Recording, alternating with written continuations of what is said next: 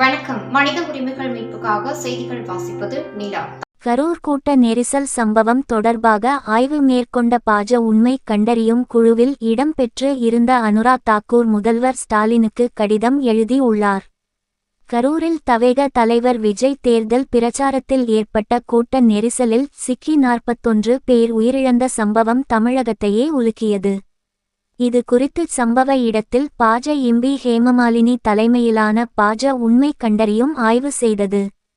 இந்த குழுவினர் பாதிக்கப்பட்ட மக்கள் மற்றும் காயம் அடைந்து மருத்துவமனையில் சிகிச்சை பெற்றவர்களிடம் நேரில் சந்தித்து பேசினர். கரூரில் கூட்ட நெரிசலில் சிக்கி 41 பேர் உயிரிழந்தது தொடர்பாக ஐ.ஜி. அஸ்ராகார் தலைமையில் சிறப்பு குழு அமைத்து சென்னை ஐகோர்ட் உத்தரவிட்டுள்ளது. கரூரில் கூட்ட நெரிசலில் சிக்கி 41 பேர் உயிரிழந்தனர். இதனையடுத்து ரோடு ஷோக்களுக்கு வழிகாட்டு நெறிமுறைகளை வகுக்க வேண்டும் என கூறி சென்னையை சேர்ந்த தினேஷ் என்பவர் சென்னை ஐகோர்ட்டில் வழக்கு தொடர்ந்துள்ளார். இந்த வழக்கை நீதிபதி செந்தில்குமார் விசாரித்து வருகிறார். உத்தரவு: இன்று இந்த மனு விசாரணைக்கு வந்தபோது கரூர் கூட்ட நெரிசல் சம்பவம் தொடர்பாக விசாரிக்க வடக்கு மண்டல ஐ.ஜி. அஸ்ராகார் தலைமையில் சிறப்பு விசாரணைக்குழு அமைத்து உத்தரவிட்டுள்ளது. வழக்கு ஆவணங்களை உடனடியாக ஒப்படைக்க வேண்டும் என்றும் இந்த குழுவில் கரூர் எஸ்பியை இணைக்கவும் உத்தரவிட்டுள்ளார். மேலும் விசாரணையின் போது நீதிபதி கூறியதாவது: சட்டத்துக்கு முன் அனைவரும் சமம். அரசு அமைதியாக இருக்கக்கூடாது. என்ன மாதிரியான கட்சி இது?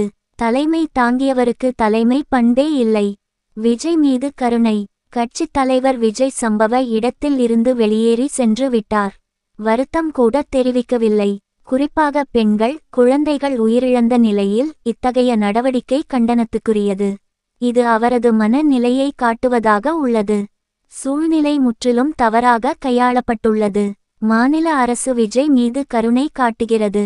இவ்வாறு நீதிபதி கூறினார். மதுரை கரூர் சம்பவம் தொடர்பாக தவேக பொதுச் செயலாளர் ஆனந்த் மற்றும் இணைச் செயலாளர் நிர்மல் குமார் ஆகியோர் தாக்கல் செய்த முன் ஜாமீன் மனுக்களை ஐகோர்ட் மதுரை கிளை தள்ளுபடி செய்தது.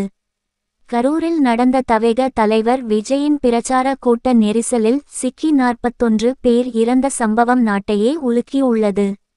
இந்த துயர சம்பவம் தொடர்பாக தவேக பொதுச் செயலாளர் ஆனந்த், துணை பொதுச் செயலாளர் நிர்மல்குமார் முன்ஜாமீன் கோரியும் மனு தாக்கல் செய்தனர்.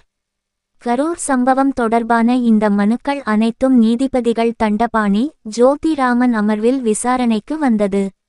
விசாரணையின் போது இருவருக்கும் முன்ஜாமீன் வழங்க அரசு தரப்பில் எதிர்ப்பு தெரிவிக்கப்பட்டது.